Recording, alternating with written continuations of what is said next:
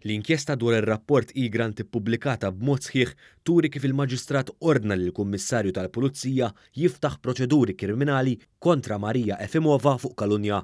Marija Efimova kienet is-sors ta' Daphne Caruana Galizia fil-gidba e-grant fil-konfront tal-Pulizija u l-Maġistrat Aaron Buġejja ikkonkluda li Efimova għamlet numru ta' dikjarazzjonijiet li jirriżultaw li mhumiex veru. Għal dan il-għan, il-Kummissarju tal-Pulizija qiegħed jiġi ordnat sabiex jibda proċeduri kriminali kontra Marija Efimova għar-reat ta' kalunja skont l-artiklu 101 tal-kapitlu 9 tal-Liġijiet ta' Malta u ta' ġurament fals ai termini ta' artiklu 108 tal-Kodiċi Kriminali. Tgħid l-inkjesta ta' 1500 paġna li titlob ukoll passi kontra persuni oħra li uża ħafna l-Partit Nazzjonalista fl-aħħar snin.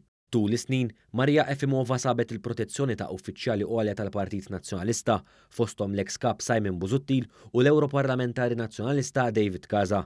Fl-inkjesta instab li mix-xhieda ta' Daphne Caruana Galizia, Pier Portelli u Marija Efimova irriżultaw ħafna kontradizzjonijiet.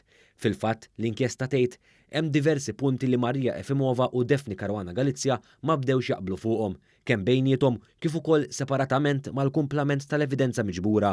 Il-Maġistrat insista li fost il-kwistjonijiet li ma kienx hemm xhieda li ma rriżultatx kien hemm aspetti importanti u kruċjali.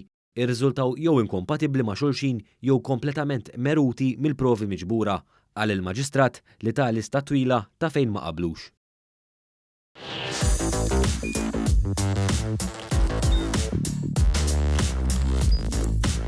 Idħol fuq one.com.mt u hemmhekk tista' tara l-programmi kollha li jxandru fuq One permezz ta' One Play.